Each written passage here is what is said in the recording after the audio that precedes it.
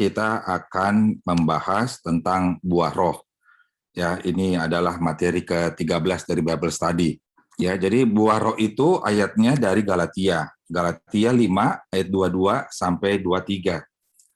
Tetapi buah roh ialah kasih, sukacita, damai sejahtera, kesabaran, kemurahan, kebaikan, kesetiaan, kelemah lembutan, penguasaan diri. Tidak ada hukum yang menentang hal itu. Ya, jadi kalau dilihat sini saya kasih nomor bahwa buah roh itu ada 9, gitu ya. Nanti 9 ini yang akan kita kupas, yang akan kita bahas.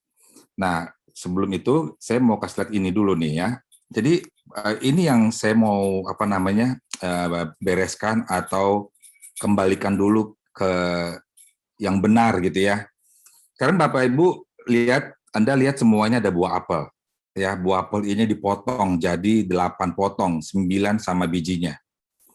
Kalau satu potong itu diambil atau atau ke-9-9-nya lah, apakah ini disebut buah-buah apel atau ini tetap disebutnya buah apel? Menurut Bapak Ibu bagaimana? Boleh ada 1-2 orang yang mic-nya boleh diaktifin? Karena ini seringkali pengucapannya suka keseleo gitu ya, suka slip gitu ya. Nah, saya mau beresin dulu nih. Ini ada 1 buah apel, dipotong menjadi 8, 9 sama bijinya. Ini disebutnya menjadi buah-buah apel atau tetap buah apel? Tetap buah apel. Tetap buah apel, bukan buah-buah apel ya? Bukan. Tetap buah Bukan, apel. ya? Oke. Ya, gitu ya. Oke, sekarang kita lihat ya. Jadi ini apakah jadi kita sebutnya buah roh atau buah-buah roh? Buah Ya, roh. Buah roh. Buah roh. Nah, bukan buah aja. Buah roh aja. Tadi ada yang bilang buah-buah roh kan. Tadi kan saya kasih ilustrasi apel tuh. 1 buah apel dipotong menjadi 9, disebutnya buah-buah apel atau buah apel. Tadi ada yang bilang semua sepakat buah apel. Giliran saya tanya, ini buah roh atau buah-buah roh, ada yang bilang buah-buah roh. Kan? Nah, hari inilah saya minta mulai sekarang jangan lagi sebut buah-buah roh ya. Iya, betul. Ya, jangan lagi sebut buah-buah roh gitu ya. Sekarang saya mau kasih lagi nih itunya ayat yang tadi saya ulang lagi ya. Lihat nih ya.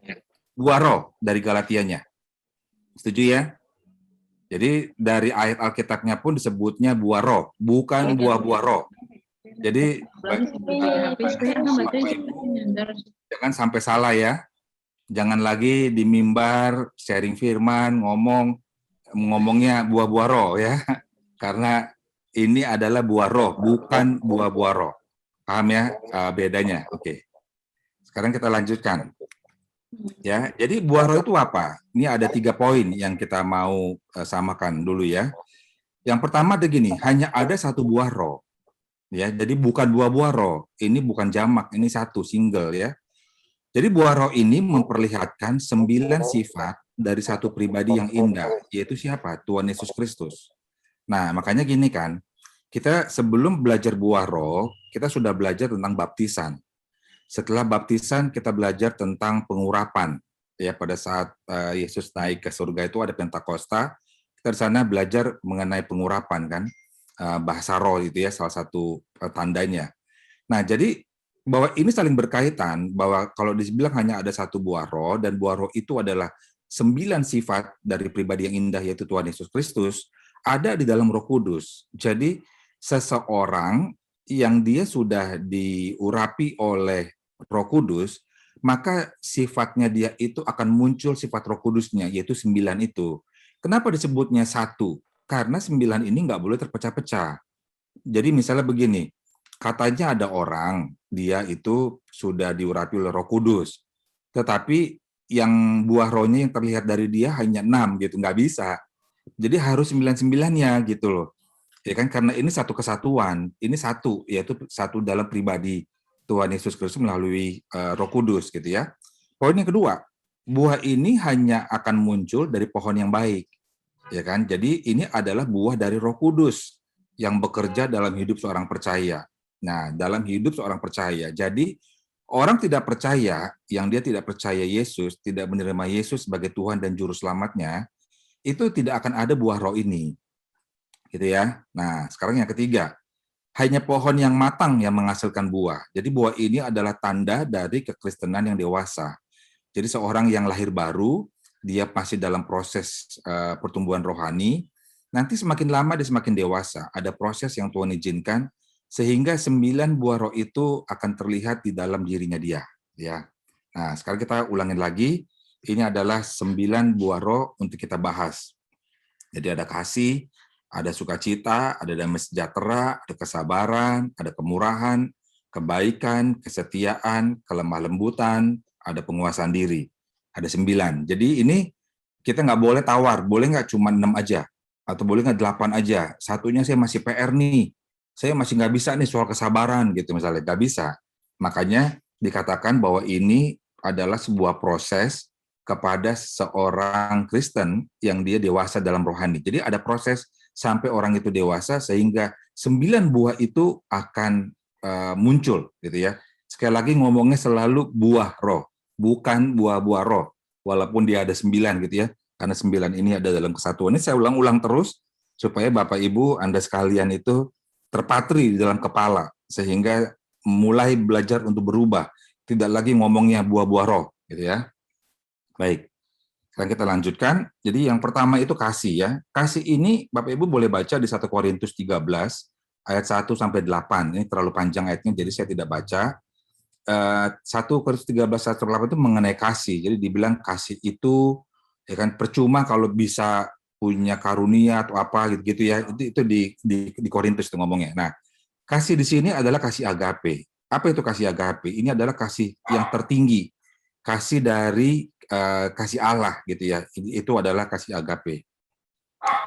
Nah, kalau kita lihat di sini adalah kasih itu bukanlah sekedar melakukan perbuatan baik kepada orang lain, bukan.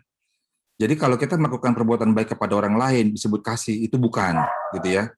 Kasih juga bukan sekedar merasa enak terhadap yang lain. Jadi misalnya gini, punya kekasih atau punya suami gitu ya. Ya selama hubungan enak gitu, nyaman disebutnya kasih gitu ya, bukan. Yang ketiga, kasih bukanlah izin untuk berbuat dosa. Jadi maksudnya begini, buat Anda yang masih single, yang masih muda, masih pacaran gitu ya, jangan sampai terjebak sama ini. Karena jangan sampai dirayu gitu ya sama laki-laki dengan mengatakan aku ini sayang sama kamu, aku ini kasih sama kamu.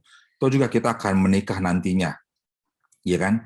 Jadi gimana kalau kita berbuat seks dulu sebelum kita nikah gitu. Karena ini untuk menunjukkan apakah kamu juga punya kasih terhadap aku gitu ya. Nah, itu bukan gitu ya. Jadi kasih itu bukan untuk berbuat dosa gitu. Atau misalnya kamu mau nggak bohong sama aku? Kan kamu kan ada kasih sama aku gitu. Bukan. Ya, jadi kasih itu bukanlah izin untuk berbuat dosa. Ya, yang berikutnya, kasih itu adalah tindakan dan tindakan itu tanpa syarat.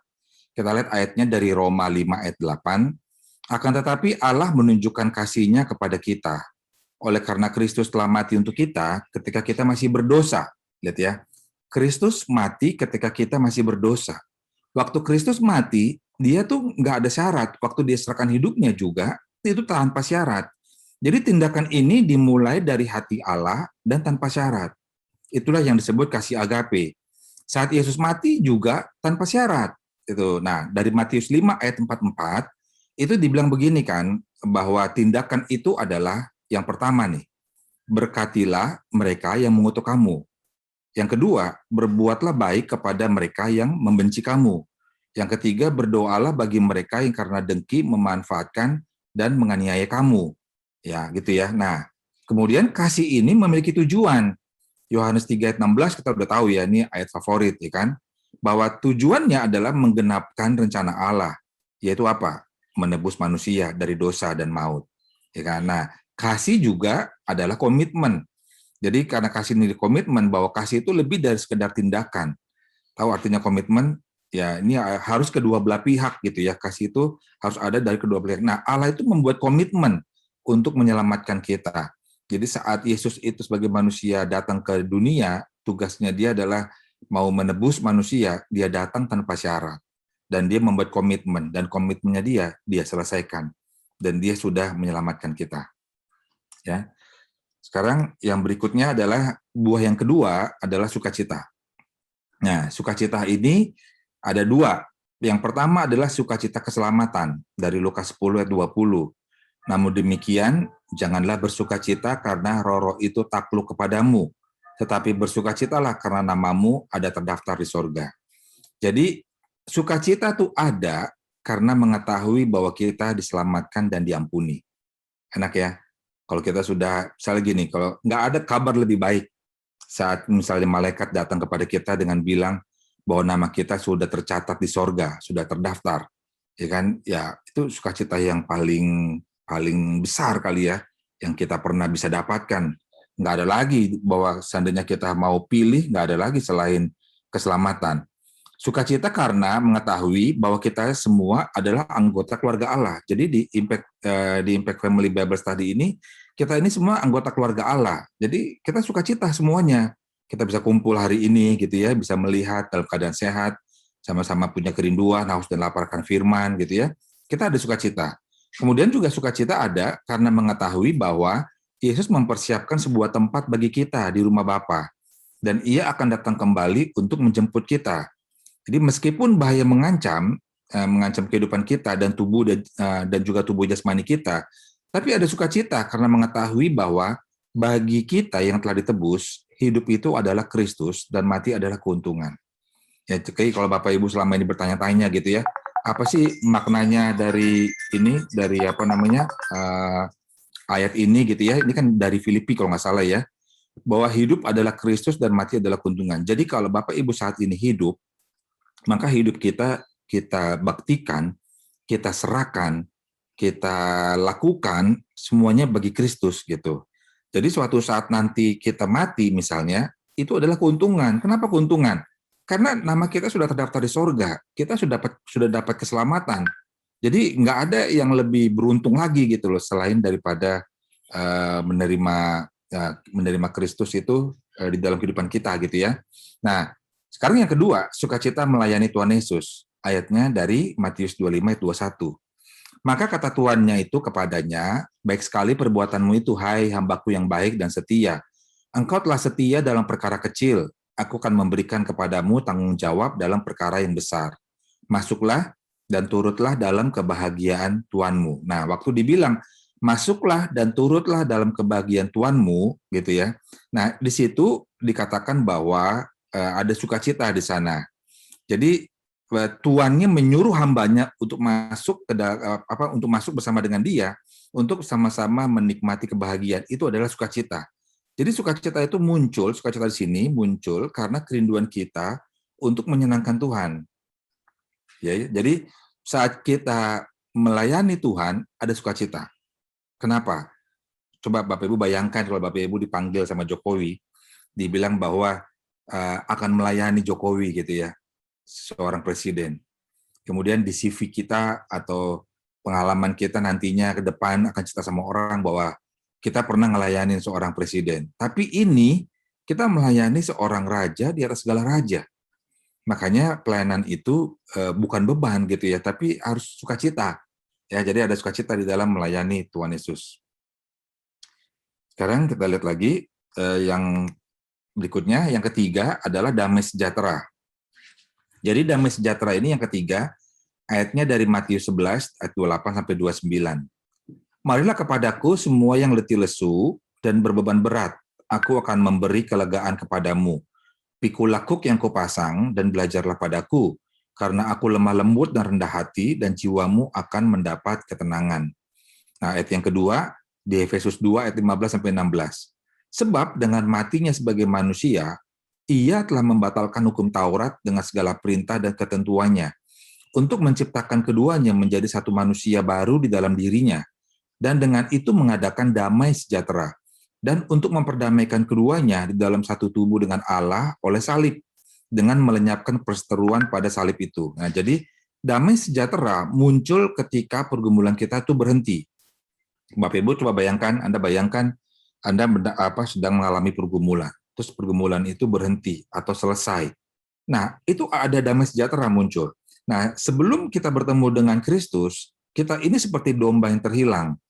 Kita ini mengembara tanpa tujuan, ya kan? Senantiasa cemas, khawatir. Nah, kemudian kita ini juga adalah hamba dosa, menanggung beban yang berat. Nah, kita memberontak melawan Allah. Namun, ketika datang kepada Yesus, Yesus mengangkat beban dosa yang berat itu dan memulihkan hubungan dengan Allah Bapa. Gitu ya. Nah, kalau kita di sini prakteknya begini nih ya. Ini kan Matius 11 ayat 28. Bapak Ibu pernah nggak berpikir apa sih artinya pikulah kuk yang kupasang dan belajarlah padaku? Bapak Ibu tahu kuk? Kuk itu kalau Bapak Ibu kalau Anda tinggal di kota gitu ya, apalagi generasi Z sama generasi Alpha, ya mungkin juga sebagian generasi millennials gitu ya, generasi Y, mungkin nggak pernah lihat kerbau atau sapi membajak sawah, nggak pernah lihat. Saya aja juga lihatnya dulu masih kecil. Apalagi kalau di negara maju gitu, udah nggak ada lagi gitu ya. Jadi ini kuk ini adalah begini, dua kerbau atau dua sapi, ini harus dua ya, itu dipasangin kayu di leher kedua-duanya. Kenapa dipasangin kayu kedua-duanya? Kayu itu kan keras kan. Jadi waktu dibilang pikulap kuk yang kupasang gitu, itu harus dipasang di dua sapi atau di dua kerbau. Jadi si siapa namanya si gembalanya atau yang ngaturnya itu gitu ya, dia akan mudah untuk mengatur dua ini gitu loh, supaya apa? Jalannya berdampingan. Kan nggak bisa yang satu mau jalan duluan, yang satu maunya lambat gitu tuh nggak bisa karena dipasangin kuk kayu di leher kan, sehingga kalau dia mau jalan berbarengan, kalau dia mau belok berbarengan. Jadi kalau si pengendalinya atau si gembalanya itu atau si petaninya mau belokin sapinya, ya waktu di satu dia belokin, ya dua-duanya akan belok gitu. Paham ya? Nah, makanya kuk yang dipasang di kita itu maksudnya Tuhan itu adalah supaya kita sama Tuhan itu sejalan, seirama. Kita ikut sama Tuhan punya komando.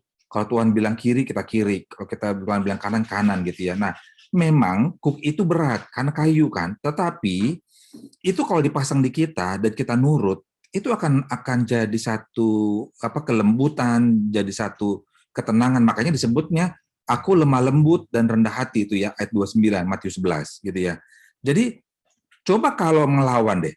Kalau dua kerbau itu coba melawan, pasti salah satu atau dua-duanya akan sengsara, akan sakit, akan merasa lelah untuk menanggung kuk itu. Tapi kalau dia ikut sama petaninya, kapan mau diarahin gitu segala macam gitu ya. Nah, itu akan menjadi ada satu damai sejahtera gitu. Nah, itulah aplikasi dari Matius 11 ayat 28 dan 29 itu ya. Nah, di Efesus 2 ayat 15 sampai 16 begini. Allah tahu bahwa saat Taurat itu diturunkan, tidak ada manusia yang bisa melakukan 10 Taurat itu secara sempurna. Karena yang diselamatkan adalah yang bisa melakukan 10 Taurat itu secara sempurna. Nah, karena Allah tahu manusia tidak bisa melakukannya, makanya itu digantikan oleh Yesus.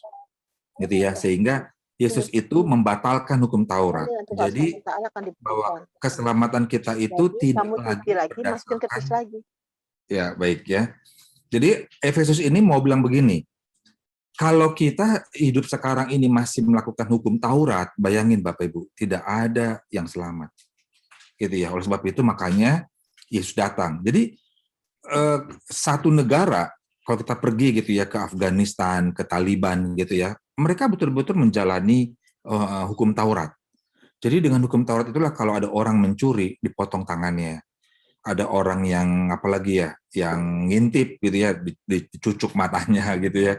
Ada orang yang mencuri kan mata ganti mata, tangan ganti tangan gitu ya.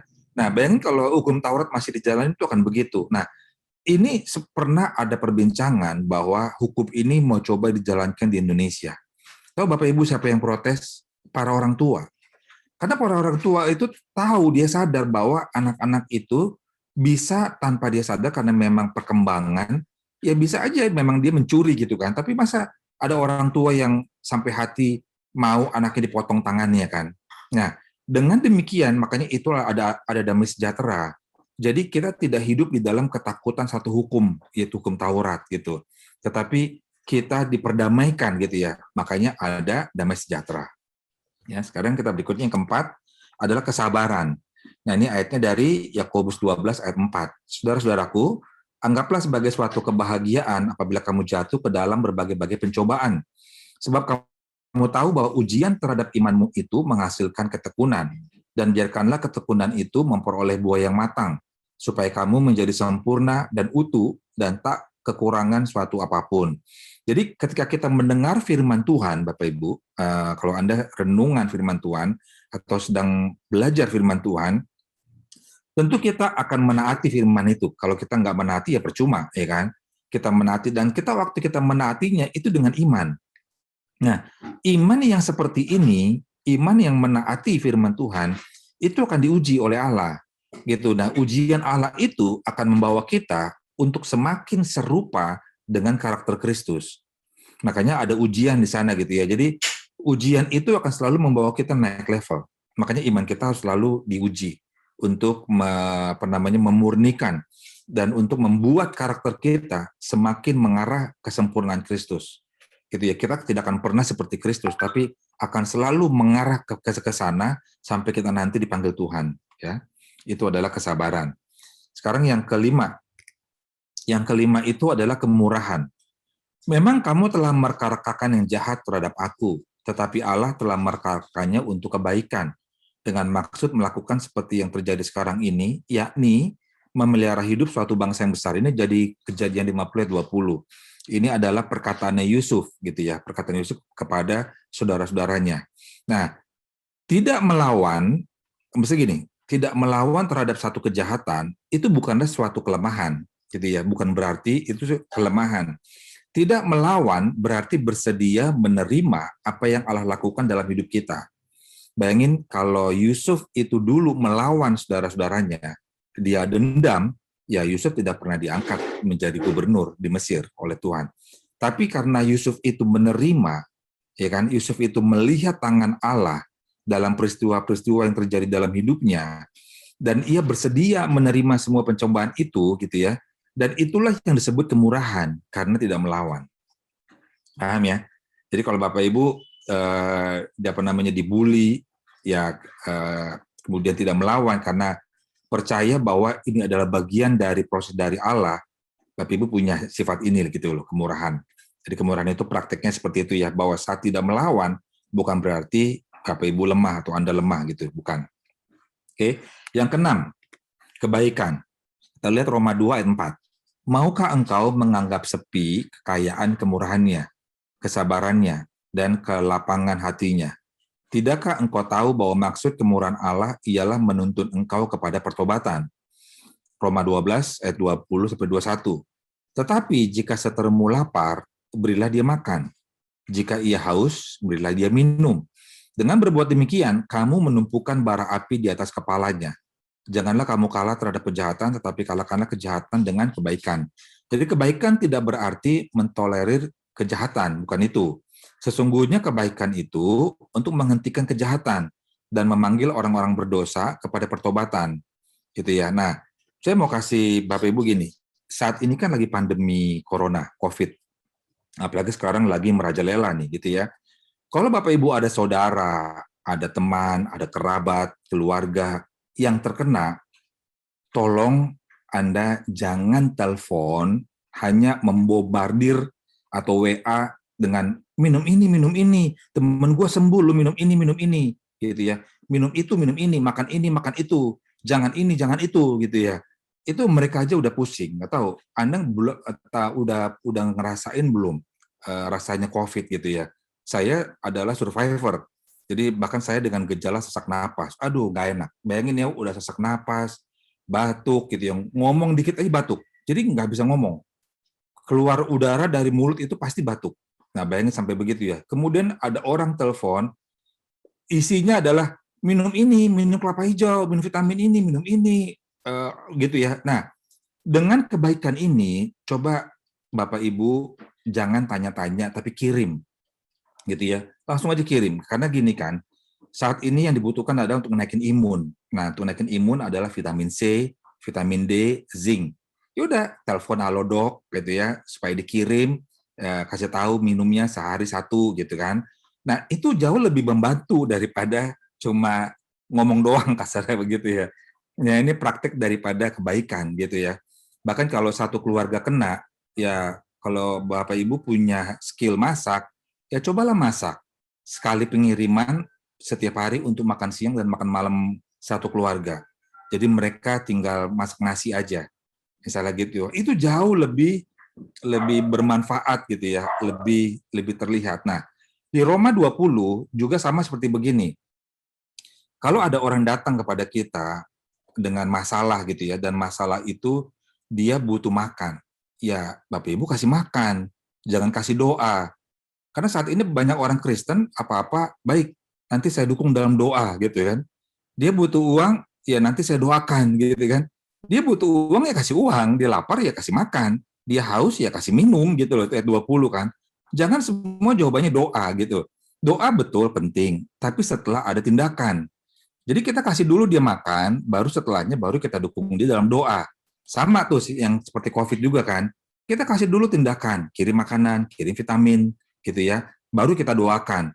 Jangan ya nanti saya dukung dalam doa gitu ya. Itulah makanya saat ini banyak anak-anak muda ada di dalam situasi kepahitan di dalam Komsel gitu. Kenapa? Karena ketua Komselnya dia tidak bisa memberikan solusi karena hanya bisa nanti kita dukung dalam doa. Nanti kita dukung dalam doa gitu ya. Bahkan dia ngunjungin juga enggak, nelpon nanya juga enggak gitu ya. Tapi bilangnya dukung dalam doa ya. Oke. Sekarang yang ketujuh, kesetiaan. Daniel 3 ayat 17 sampai 18. Jika Allah kami yang kami puja sanggup melepaskan kami, maka ia akan melepaskan kami dari perapian yang menyala-nyala itu dan dari dalam tanganmu ya Raja. Tetapi seandainya tidak, hendaklah Tuanku mengetahui ya Raja, bahwa kami tidak akan memuja dewa Tuanku dan tidak akan menyembah patung emas yang Tuanku dirikan itu. Jadi ini perkataan Daniel beserta dengan teman-temannya gitu ya, bahwa Raja Nebukadnezar dia membuat patung dewa untuk disembah karena berdasarkan nasihat dari penggawa-penggawanya gitu ya, dari penasihat-penasihatnya. Karena mereka mau mencari celah untuk menjatuhkan Daniel dan teman-temannya. Karena mereka melihat bahwa Daniel dan teman-temannya itu berdoa mengarah ke Yerusalem. Nah, mereka tahu bahwa mereka pasti akan menolak sehingga ada alasan untuk menghukum gitu ya. Jadi makanya Tuanku Raja, barang siapa yang tidak menyembah dewa Tuanku, biarlah mereka itu dihukum gitu, dibuat undang-undangnya. Padahal sebenarnya raja itu sayang sama Daniel. Tapi Daniel dan kawan-kawannya mereka setia. Jadi kesetiaan Daniel dan ketiga temannya itu membawa mereka kepada keselamatan. Ya kan? Begitu juga kesetiaan Stefanus. Sebenarnya Stefanus dari orang tidak percaya, non-Yahudi pula, dia menerima Yesus menjadi orang percaya. Karena kesetiaannya dia dirajam sampai mati pun, ya kan, dia tetap setia kepada Tuhan. Nah, kesetiaan kita itulah yang akan membawa kita ke dalam keselamatan. Jadi jangan pernah jual beli soal ini gitu ya, apalagi untuk jodoh.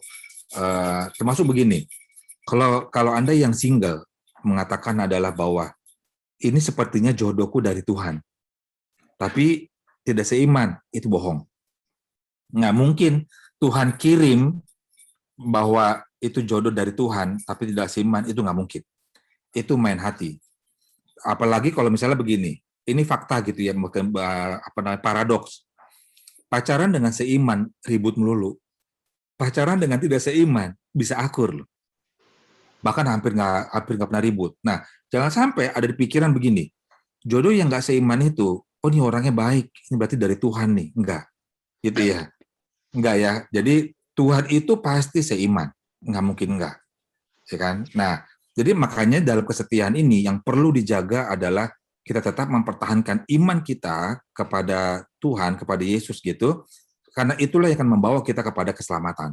Ya, jadi tadi contohnya saya sudah sampaikan dari Daniel dan juga dari Stefanus gitu ya, yang mereka tetap mempertahankan iman mereka. Yang kedelapan, kelemah lembutan gitu ya. Ayatnya dari 1 Tesalonika 2 ayat 7, 10 dan 11.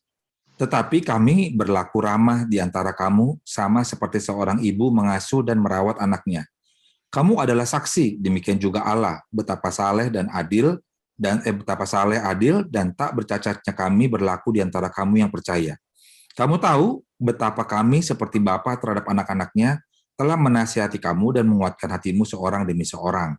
Jadi kalau kita lihat sini ini ramah gitu ya, ayat 7, kan kelihatan bahasanya kelihatannya nggak cocok ya, kok ramah seperti ibu mengasuh dan merawat anaknya, ya kan? Jadi ramah di sini sebenarnya dalam bahasa Yunani itu dikatakan epioi. Nah, epioi sendiri berasal dari kata nepios gitu, yang artinya kelemah lembutan. Tapi kelemah lembutan di sini itu dikhususkan bagi bayi atau bagi anak yang dia belum punya pengertian apa-apa gitu. Nah, makanya ketika Anda menjadi seorang ayah atau ibu, Anda belajar bersikap lembut terhadap bayi yang baru saja lahir. Anda menjadi sensitif terhadap kebutuhan dan kelemahan dari bayi Anda itu, betul kan? Nah, demikian pula ketika Anda memperoleh petobat-petobat baru, artinya orang-orang yang lahir baru gitu ya, dari orang tidak percaya, Anda sekarang sedang menangani mereka. Kepekaan atau kelembutan ini perlahan-lahan berkembang karena mereka itu perlu dibimbing, perlu dinasihati, kapan mereka datang untuk meminta bantuan, ya. Jadi mulai peka terhadap mereka gitu ya, tahu kebutuhan-kebutuhan mereka itu apa. Nah, dengan kata lain, kelemah lembutan dipelajari ketika Anda mulai menangani orang-orang Kristen yang baru saja dilahirkan kembali, atau orang-orang dari orang non believer gitu ya, orang tidak percaya menjadi orang percaya. Sementara Anda menaati perintah Yesus untuk pergi melakukan kabar baik gitu ya, melakukan amanat agung dan juga menghasilkan buah gitu. Nah, artinya Anda tetap memelihara petobat-petobat yang Anda hasilkan. Nah, saat itulah Anda menjadi orang yang lembut, gitu ya. Nah, lembut di sini bukan lemah gemulai ya. Lemah lembut bukan berarti lemah gemula. Jadi lemah lembut itu artinya gini, ada satu ketegasan gitu kan. Jadi ada kelembutan dan ada ketegasan. Jadi lembut terhadap kebenaran, tegas terhadap dosa. Makanya kalau kita terhadap bayi yang itu kan kita ada ketegasan kan. Nggak boleh ada kasih air es misalnya. Nggak boleh mandi pakai air biasa, harus air hangat. Itu nggak bisa ditawar gitu. Ya kan? Nah, itu ada satu ketegasan gitu, tapi ada satu kelembutan saat kita memegang dia, menggendongnya, ya kan? Itu ada satu kelembutan, tangan itu tidak bisa jadi seenak-enaknya gitu ya, main lempar aja tuh anak gitu kan, main balikin badannya, pakai bajunya disetak-sentak gitu ya, nggak begitu kan gitu ya. Nah, jadi kelemah lembutan itulah dilatih oleh Tuhan saat Bapak Ibu atau Anda itu mulai memelihara orang yang baru bertobat. Nah, sampai saat ini mungkin Tuhan mulai berbicara gitu ya. Kalau Bapak Ibu udah sering kali baca Alkitab, berulang-ulang, mungkin ini satu level yang Tuhan mau bahwa Bapak Ibu sudah mulai untuk berani ngomong kepada non-believer gitu ya. Kalau udah muncul di hati Tuhan ngomong gitu ya coba dilakukan.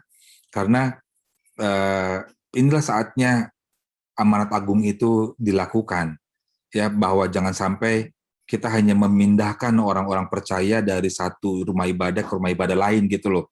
Kemudian habis itu mengatakan bahwa kita penuhin jiwa-jiwa, rumah ibadah kita penuh, enggak begitu, karena amanat agung itu dari non-believer, dari orang yang tidak percaya. Mereka harus mendengar berita tentang Yesus. Yang terakhir adalah penguasaan diri. Jadi penguasaan diri ini dari 1 Korintus 9 ayat 27. Tetapi aku melatih tubuhku dan menguasainya seluruhnya, supaya sesudah memberitakan Injil kepada orang lain, jangan aku sendiri ditolak. Nah, ayat yang kedua, Yakobus 1, ayat 14-15. Tetapi tiap-tiap orang dicobai oleh keinginannya sendiri, karena ia diseret dan dipikat olehnya. Dan apabila keinginan itu telah dibuai, ia melahirkan dosa, dan apabila dosa itu sudah matang, ia melahirkan maut. Jadi penguasaan diri berarti mengalahkan keinginan tubuh kita, sehingga tubuh kita itu dipersembahkan kepada Allah sebagai persembahan yang hidup, dan siap untuk melayani dalam kerajaan Allah. Nah, bagaimana kita mengembangkan penguasaan diri? Dengan terus-menerus mendisiplinkan hawa nafsu, emosi, dan keinginan kita. Nah, caranya bagaimana mendisiplinkannya? Lewat puasa, lewat doa dan puasa. Jadi minta terus-menerus sehingga akan terjadi penguasaan diri. Jadi penguasaan diri ini juga begini ya. Jangan sampai kita mendekat kepada masalah itu. Jadi contohnya gini, Yusuf itu kasih contoh soal penguasaan diri. Tidak ada laki-laki yang tahan terhadap wanita. Makanya Yusuf bilang, kalau digoda oleh perempuan, lari. Jangan malah mencobai gitu loh. Enggak, gue kuat, gue sering doa, sering puasa, nggak akan mempan, digoda. Nggak bisa. Itu apa namanya, Tuhan bilang pasti akan jatuh kalau laki-laki sama perempuan. Makanya di dalam konseling nggak boleh konseling berbeda jenis gitu ya. Karena saat si konselingnya misalnya wanita dan dia nangis, itu tangan bisa refleks pegang pundaknya, pasti refleks atau menjadi merasa ada kasihan gitu. Jadi bisa kayak memeluk ya kan ke dia. Nah, penguasaan diri itu adalah menghindari dari sana gitu loh, kayak Yusuf gitu ya. Dia lari dari tante Potifar, dari tante Poti gitu ya. Dia lari karena dia tahu bahwa nggak akan ada orang yang bisa tahan. Jadi jangan sampai mengatakan adalah bahwa nggak, gue bisa kok, gue punya penguasaan diri, tetapi masih di sana gitu. Misalnya diajak sama teman ajib-ajib gitu ya, bisa, gue bisa nggak minum, ya 5 menit pertama bisa, 10 menit pertama bisa, tapi masuk ke menit berikutnya pasti akan jatuh juga. Gitu ya. Jadi penguasaan diri itu adalah mencoba mendisiplinkan hawa nafsu, emosi, dan keinginan itu hanya bisa lewat doa dan puasa. Nah, di puasa itulah kita memberikan kuasa itu kepada Roh Kudus untuk mengubahkan kita. Ya, terima kasih. Ini adalah pembelajaran dari Buah Roh. Sekarang kita masuk ke sesi tanya jawab. Oke Pak Simon, thank you atas sharingnya Pak, sangat luar biasa. Saya juga baru tahu ternyata bukan buah-buah, tapi buah ya. Buah, betul. Ya, Pak. Ini ada pertanyaan. Pertama, apakah bahasa roh pasti terkait dengan buah roh? Mungkinkah orang bisa bahasa roh tapi tidak berbuah roh? Ya, terima kasih ya ini pertanyaannya. Kita udah bahas minggu lalu, bukan minggu lalu lah ya, beberapa lalu lah, bahwa bahasa roh itu bukan buah roh. Bahasa roh itu adalah karunia roh. Jadi kita bedakan, karena nanti akan ada sesi lagi karunia roh. Sekarang kita buah roh. Jadi buah roh ini, makanya disebutnya buah. Jadi sesuatu yang kelihatan, yang dihasilkan, dan bermanfaat buat orang. Itu artinya buah. Ya kan? Buah itu kan dihasilkan oleh pohon. Dari yang tidak kelihatan, dia dihasilkan menjadi kelihatan. Dan dipetik. Ya, waktu dipetik itu berguna buat yang metik. Makanya buah roh ini, kalau lihat 9 buah roh itu adalah dihasilkan oleh roh. Kapan? Saat kita bertobat, saat kita menerima Tuhan Yesus, saat kita terima Roh Kudus. Saat Roh Kudus ada sama kita, maka disitulah buah itu akan muncul. Dan harusnya buah itu bisa dinikmati oleh orang lain, oleh sekitar kita, gitu. Makanya disebutnya buah. Demikian. Oke. Nah, ini ada beberapa pertanyaan Pak di luar konteks buah roh. Nanti saya tanyanya mungkin terakhir aja ya, untuk yang bertanya. Mengapa buah roh merupakan nilai-nilai Kristiani? Ya, karena memang ini hanya bisa didapatkan saat kita percaya Tuhan Yesus. Saat kita menerima Tuhan Yesus sebagai Tuhan dan Juru Selamat, maka akan diberikan oleh Roh Kudus. Orang yang tidak percaya kepada Tuhan Yesus tidak akan menerima Roh Kudus, maka buah roh ini tidak akan muncul. Ya, di luar daripada kekristenan, semua itu keselamatan dari karena apa yang kita lakukan. Sementara kalau dari Tuhan Yesus itu dari iman percaya.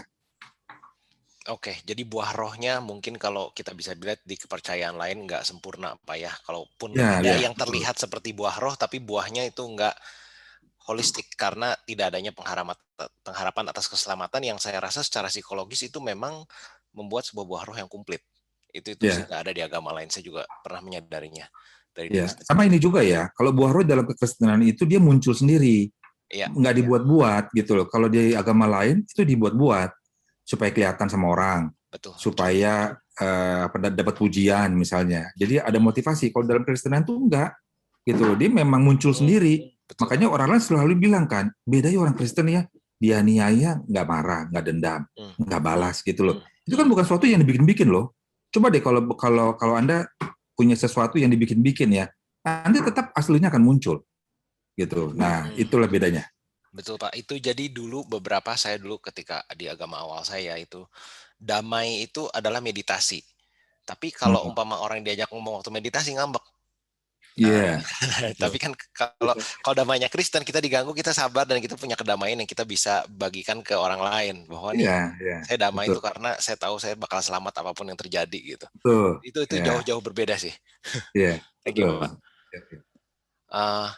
pernahkah Tuhan Yesus mengajar tentang buah roh? Apa itu merupakan pengajaran murid rasul hasil dari apa yang mereka lihat dari kehidupan Tuhan Yesus? Jadi waktu Tuhan Yesus itu, dia tidak mengajar itu. Bahkan, ya mungkin dia mengajar lah, tapi hidupnya dia itu dia tunjukkan buah roh itu. Tapi pada saat Rasul itu, dia tidak apa namanya ya, tidak menyadari. Jadi saat menyadari itu saat Roh Kudus. Makanya Rasul itu kan berubah saat ada Pentakosta kan. Baru mereka berani. Petrus sebelum ada lawatan Roh Kudus, nggak berani, pengecut. Ya kan, semua kabur-kaburan gitu ya. Tapi begitu ada lawatan Roh Kudus, mereka menjadi orang yang berani, lemah lembut, ya kan, punya kasih. Yaitu karena ada Roh Kudus yang udah di dalam dirinya mereka. Oke. Mungkinkah buah roh itu bisa tercermin pada orang-orang yang tidak mengenal Kristus, karena terkadang banyak orang di luar sana pun terlihat sangat berdampak positif. Ya, tadi kita udah bahas ya, bisa aja, tapi nggak semua. Hanya 1-2. Tapi 1-2 itu pun juga bukan sesuatu yang natural. Bisa karena dibuat-buat. Tapi kalau yang ini adalah 9. 9 itu dalam satu kesatuan. Oke, ya mungkin kalau di luar terlihat positif itu walaupun tanpa mengecilkan tindakan yang udah dilakukan, Pak ya, kita lihat banyak orang yang melakukan donasi dan juga menjadi relawan. Ya memang beberapa orang itu kalau saya tanya, kenapa kok kamu jadi relawan gini, ya mereka sistemnya ada barter karma lah, beli karma supaya karma baik. Betul. Tapi yang saya tadi tangkap dari percakapan penjelasan Pak Simon itu bahwa kalau orang Kristen kita berbuat baik itu karena kita pengen membuat hati Tuhan senang. Itu suatu perspektif yang sangat berbeda ya. Betul. Yang satu egois buat diri sendiri, yang satu memang untuk Tuhan. Tuhan. Luar biasa, Pak. Terus, apakah kalau kita memiliki buah roh berarti kita itu mengasihi seseorang tapi nggak boleh marah sama sekali? Oh, beda dong ya. Ya marah boleh, tapi bukan kemarahan. Ya kan? Kalau ditanya Tuhan Yesus marah nggak? Ya Tuhan Yesus juga pernah marah. Marah itu kan bisa untuk menunjukkan bahwa kita ngirim signal tidak suka. Ya mungkin karena berkali-kali gitu ya, tapi bukan kemarahan. Itu di luar di dua hal yang berbeda. Oke, ini ada pertanyaan lain. Mengapa Alkitab itu mengajarkan tentang buah roh? Apa mungkin pentingnya buah roh? Ya, pentingnya buah roh itu tadi seperti saya bilang nih. Bayangin ya, orang-orang yang tidak percaya, atau kita pernah berdoa, Bapak Ibu Anda berdoa sama Tuhan gini, Tuhan, kenapa aku ditempatkan di komplek yang sekeliling tetanggaku semua orang tidak percaya? Aku di kantor, pegawai-pegawainya orang-orang tidak percaya. Jadi sepertinya hidup di dalam suatu dunia yang berbeda, gitu ya. Seperti Daniel, ya dengan mempraktikkan 9 buah roh tadi, dengan memperlihatkan 9 buah roh tadi, mereka bisa bertobat, mereka bisa mengenal Kristus, gitu. Nah, disitulah keinginan Tuhan. Jadi kalau kita nggak berani ngomong, ya dengan tindakan kita, mereka bisa melihat Kristus dari tindakan kita. Itu tujuannya. Oke. Apakah Pak Simon bisa memberikan pengertian tentang buah roh secara singkat dan jelas? Itu harus nonton lagi semua dari awal YouTube-nya. Saya sampai jadi diem. Jadi dari awal sampai akhir saya ngapain ya? Jadi singkatnya begini, kan? Singkatnya begini, buah roh itu tidak bisa dibuat-buat. Ya, Anda harus bertobat, dibaptis, menerima Kristus sebagai Tuhan dan Juru Selamat. Dan setelah itulah ada legitimasi sebagai anak, dan Tuhan mengirim Roh Kudus kepada kita. Saat kita sudah diurapi Roh Kudus tinggal di dalam hati kita, maka 9 buah roh itu akan muncul. Tetapi mungkin awalnya tidak 9, mungkin cuma 3, 4. Karena apa? Ini seiring dengan kedewasaan rohani. Semakin dewasa rohani, maka semakin muncul gitu ya. Makanya semakin naik level gitu. Dan kita mengarah kepada kesempurnaan Kristus, karena 9 ini adalah kesempurnaan Kristus. Ini adalah pribadinya Kristus gitu, yang 9 ini. Nggak mudah buat manusia melakukannya, tapi kita menuju ke arah sana gitu. Oke. Ya kira singkatnya gitu, singkat aja panjang tuh ceritainnya.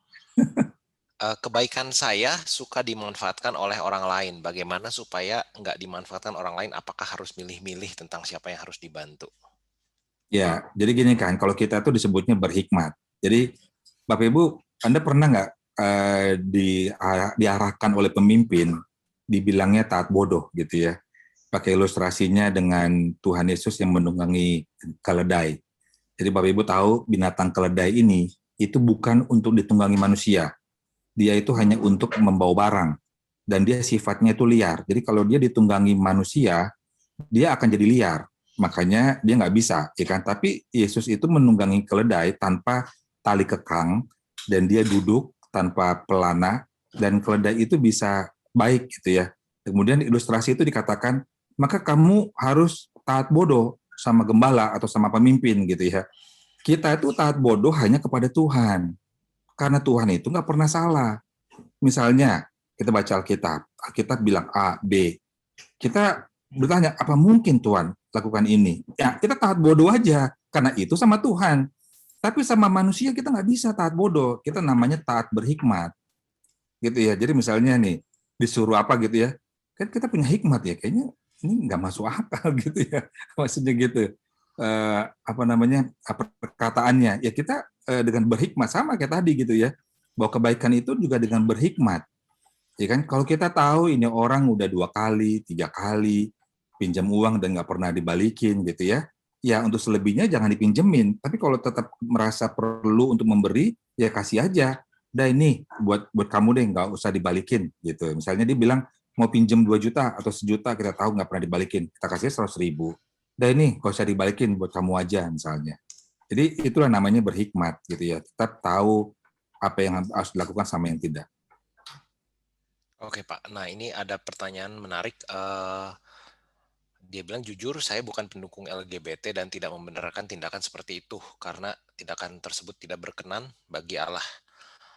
Tapi apakah kita sebagai sesama manusia, apa yang bisa kita lakukan untuk mereka? Apakah kita boleh mengasihi mereka dan bagaimana cara mengasihi mereka sesuai dengan firman Tuhan?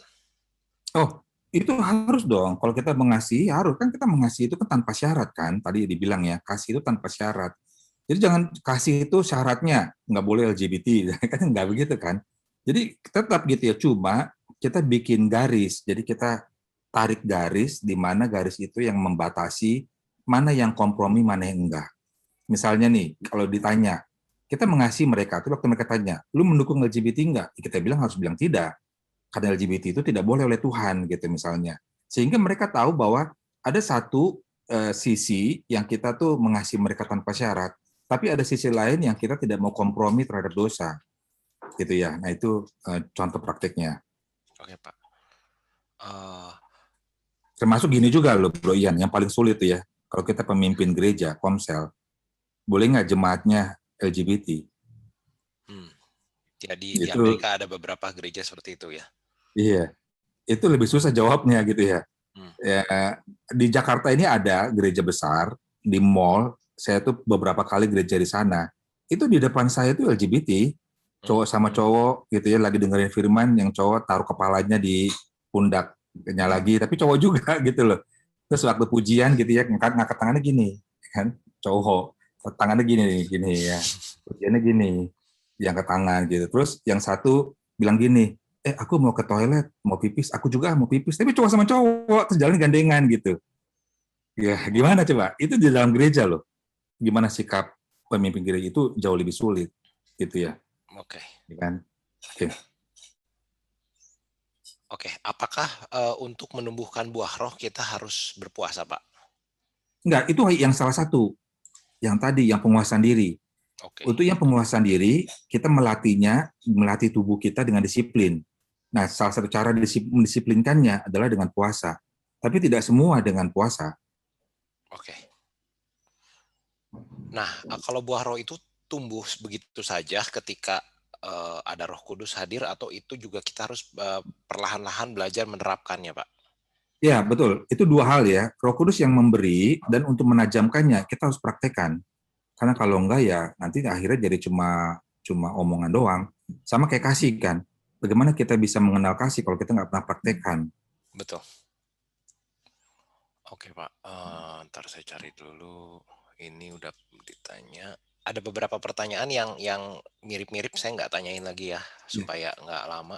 Ini ada yang mirip juga. Jadi seperti disampaikan, orang yang menerima Kristus menerima buah roh, tetapi ada juga orang-orang yang nggak percaya, karakternya seperti mengandung buah roh. Itu bagaimana, Pak? Ya, tadi udah dijelasin ya bahwa ya orang yang tidak percaya Kristus akan terlihat, tapi tidak semua. Gitu ya. Sementara yang ini dikatakan bahwa 99-nya harus ada karena ini adalah pribadinya Kristus. Mungkin satu atau dua yang di luar Kristus mereka akan memperlihatkan gitu. Mungkin saya coba bisa sharing kali materinya. Apakah buah roh menjamin seseorang adalah orang yang takut akan Tuhan? Bagaimana dengan orang-orang yang berpura-pura serigala berbulu domba yang kelihatannya baik tapi nyatanya enggak? Ya, maksudnya gini kan, kalau misalnya itu di dalam buah roh itu tidak ada kepura-puraan, karena yang bekerja adalah Roh Kudus. Jadi itu asli gitu loh. Jadi tidak ada nantinya yang serigala berbulu domba itu yang nggak ada, karena memang Tuhan yang bekerja di dalam orang itu, dan Tuhan itu tidak pernah berpura-pura. Oke. Nah, jadi ini kalau orang itu sudah memiliki buah roh dan sudah hidup baru, tetapi yang dimilikinya nggak komplit, yang tadi itu pembahasan pertama tentang buah dan buah-buah ya, jadi nggak bisa dipilih. Tapi apakah artinya orang tersebut belum hidup baru kalau buah rohnya belum komplit? Oh enggak, itu ada proses kan, ada proses pendewasaan. Jadi itu ayatnya ada di sini nih ya, materinya nih. Saya kasih lagi deh materinya supaya kita merefer ke materi ya. Nih, bahwa yang ketiga tuh, poin yang ketiga. Jadi hanya pohon yang matang menghasilkan buah. Jadi buah ini adalah tanda dari kekristenan yang dewasa. Mungkin saat dia lahir baru cuma ada 6 atau ada 7 atau ada 9 sebenarnya, tetapi tidak terlihat gitu loh. Nah, seiring dengan waktu orang itu menjadi dewasa rohani, nah itu akan terlihat itu 99-nya. Makanya dia akan menjadi orang yang berbeda. Lihat Paulus ya, sebelum dia bertobat, wah, CV-nya dia tuh pembunuh, penganiaya umat Tuhan, gitu kata dia. Ya kan? Di antara seluruh orang Yahudi, saya paling hebat, paling menguasai adat istiadat, paling menguasai Taurat, Septuaginta, gitu kata dia. Tapi begitu dia bertobat, terima Roh Kudus, dia menjadi pribadi yang lembut, ya kan? Lihat deh, baca deh. Nah, itu seiring waktu gitu loh, nggak instan, nggak otomatis gitu loh. Dia pelan-pelan diproses oleh Tuhan, diproses oleh Roh Kudus, sehingga dia menjadi dewasa. Demikian. Ya, Pak. Nah, ini ada pertanyaan, apakah arti dari kalimat kamu menumpukan bara api di atas kepalanya di Roma 12 ayat 20, Pak? Ya, yang tadi itu ya. Nah, itu tadi lagi konteks apa ya? Itu ya, kalau nggak salah kebaikan ya. Roma, ini dia. Ya, ini kan Roma 12 ayat 20 gitu ya. Nah, jadi begini nih kan, naruh bara api itu begini. Kalau ada orang yang membenci kita, tapi kita tetap baik sama dia, ya kan? Itu mungkin nggak seberapa. Tapi saat orang yang pernah membenci kita atau memperlakukan kita dengan baik, dan kita membalas dia dengan kebaikan, misalnya saat dia nggak punya uang kita tolong, saat dia sakit kita bantu bawa dia ke rumah sakit. Nah itu kita menumpuk bara api di atas kepalanya itu artinya apa? Dia kepanasan sendiri, ya kan? Dia kepanasan sendiri gitu artinya. Jadi dia akan merasa terheran-heran gitu. Kok bisa ya kejahatan diganti dengan kebaikan gitu? Itu artinya. Oke, Pak. Oke, jadi kalau untuk pertanyaan yang lain saya rasa cukup mirip-mirip, Pak. Jadi nanti saya sarankan bagi yang bertanya ini, yang tadi nggak kejawab atau udah ada beberapa yang mirip, coba ambil pertanyaan ini dan tonton ulang pelajaran ini dari awal dengan konteks pertanyaan ini di kepala. Saya yakin ini semua pertanyaan udah bisa dijawab. Nah, sekarang kita beralih, Pak, ke beberapa pertanyaan yang di luar buah roh ya, yang udah saya pisahkan. Nah, jadi mungkin ini ada pertanyaan tadi karena ada pembahasan tentang karunia roh. Apakah karunia roh itu perlu kita minta atau tergantung kepada Roh Kudus untuk mengaruniakannya atau tidak? Dan karunia apa yang akan diberikan? Ya, jadi ada dua ya. Satu, karunia itu inisiatif dari Tuhan, dia berikan kepada orang tertentu, sehingga orang tertentu akan bilang, kok saya nggak dapat ya? Ya memang, karena dipilih. Yang kedua, yang rindu, dia boleh minta, tetapi belum tentu dapat. Atau seandainya dapat, perlu waktu.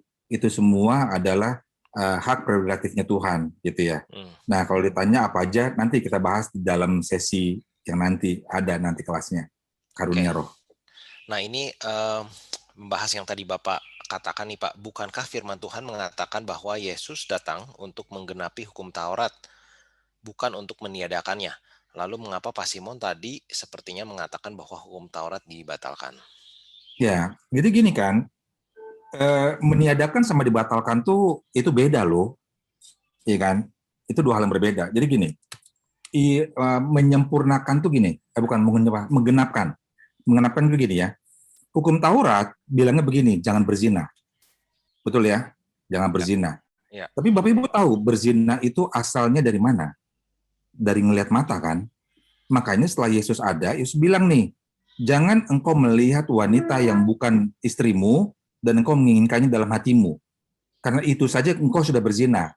Itu namanya menggenapi, ya kan? Jadi jangan sampai berzinahnya, tetapi akarnya aja sudah berzina dikatakan. Itu contoh satu. Contoh kedua, di Taurat jangan mencuri. Di Yesus bilangnya apa? Jangan kau mengingini harta orang lain. Jangan kau mengingini harta tetanggamu, milik orang lain gitu. Karena saat engkau menginginkannya, engkau sudah ada di kepala duluan gitu, udah berdosa duluan gitu. Tuh ya, kedua. Yang ketiga, jangan engkau membunuh. Yesus bilang apa? Jangan engkau sakit hati sama orang, jangan engkau menyimpan dendam. Kalau engkau marah, hendaklah engkau berdamai sebelum matahari terbenam. Kenapa? Karena membunuh adalah akarnya dari dendam. Kalau orang yang membawa itu ke besok paginya, itu sudah muncul menjadi akar dendam. Nah, itu yang disebut menggenapi.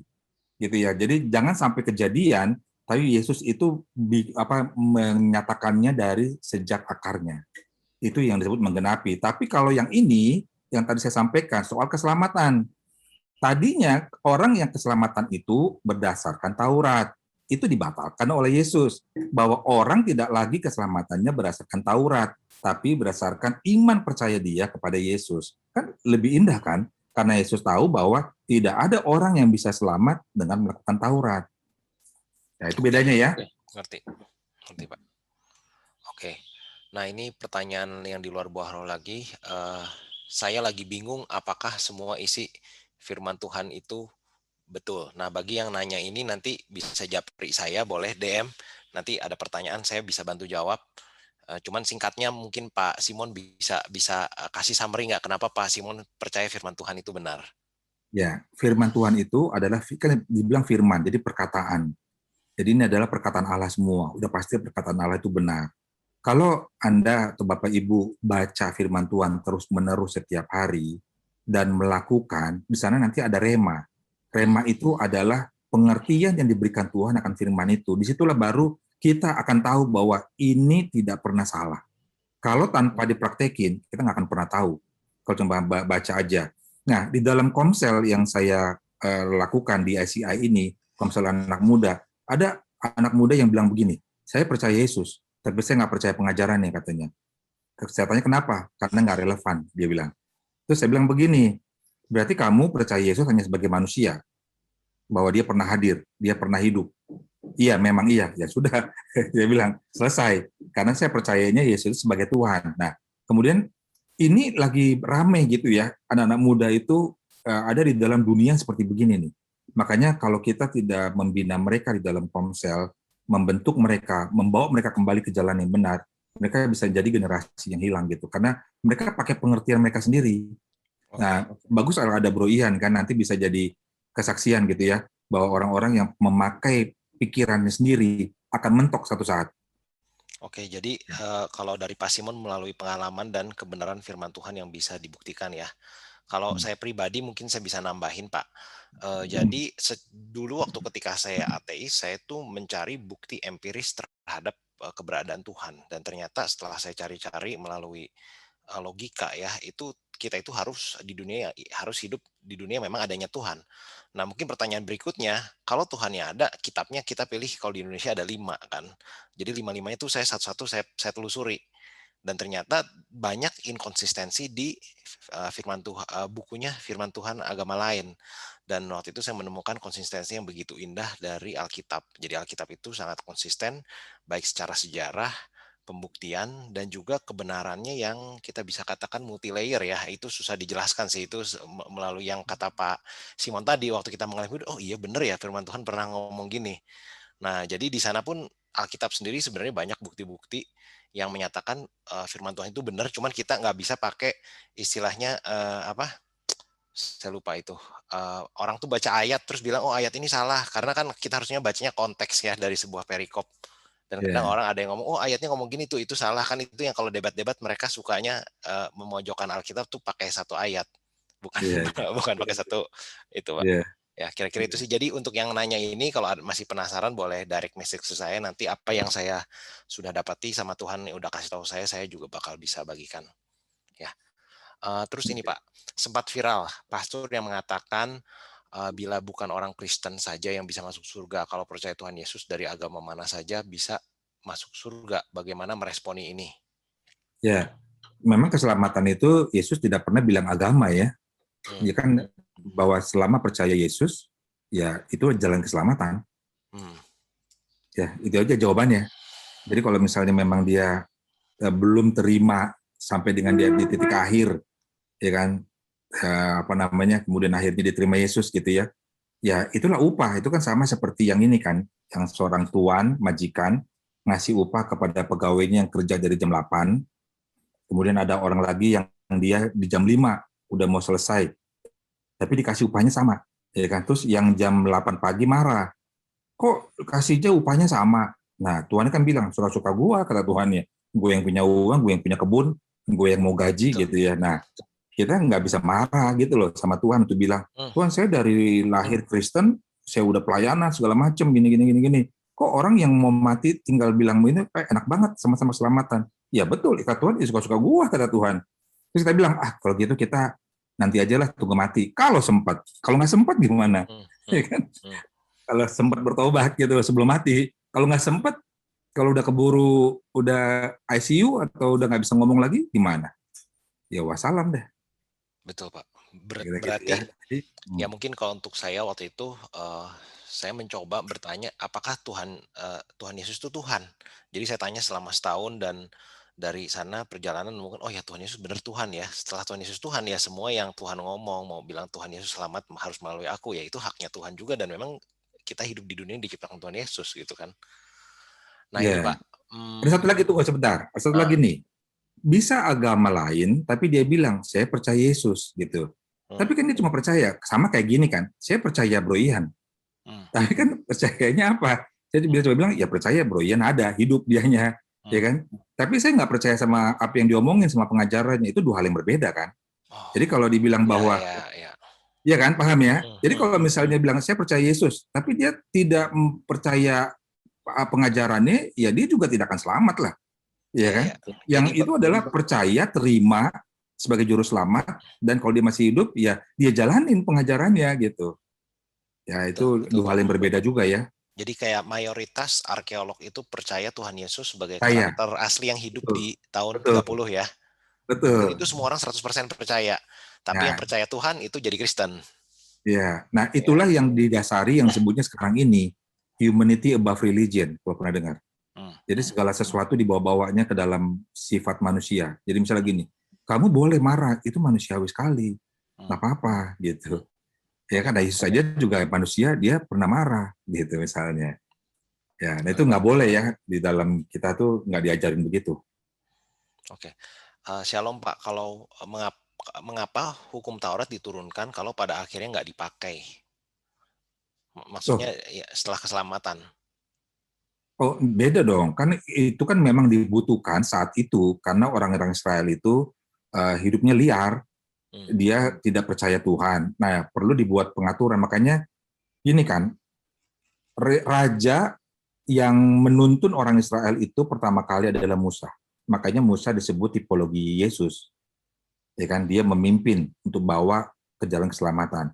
Setelah Musa nggak ada, digantikan oleh Yosua. Yosua juga tipologi Yesus.